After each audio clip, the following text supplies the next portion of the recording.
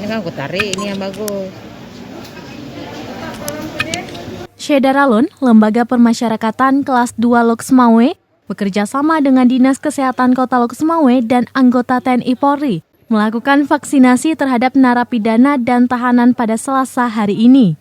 Kepala LP Kelas 2 Loksmawe, Nawawi, menyebutkan pihaknya sejak beberapa waktu lalu telah memprogramkan vaksinasi COVID-19 kepada para narapidana dan tahanan di lapas tersebut.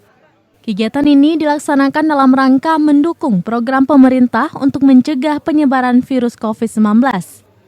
Untuk melaksanakan program ini, beberapa hari lalu pihaknya telah mengundang Dinas Kesehatan Kota Loksmawe untuk mensosialisasikan tentang vaksin COVID-19.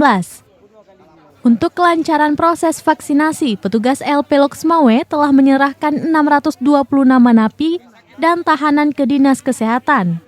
Vaksinasi massal ini direncanakan berlangsung selama 3 hari ke depan. Hari ini kita melakukan vaksinasi bagi seluruh warga binaan pemasyarakatan di Lapas Loksmawe. Berapa yang divaksin, Pak? Kita sajikan data sebanyak 620 orang dan data itu sudah kita verifikasi NIK-nya dan sudah kita lakukan perekaman terhadap NIK bagi warga binaan yang belum ada NIK. Jadi 620 ini kita sajikan data dan mudah-mudahan kita berharap semua tervaksin. Memang ini kita butuh waktu, kita rencanakan dari 3 hari ini, Rabu dan Kamis.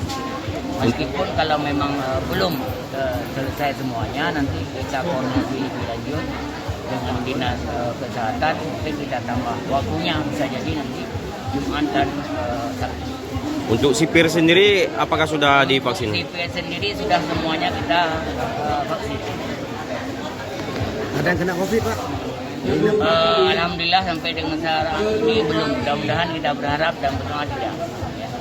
Apalagi selama ini mereka seluruh kamar hunian secara berkala kita lakukan penyemprotan disinfektan. Kemudian mereka juga pada pagi hari kita wajibkan untuk melakukan senam keseharian jasmani.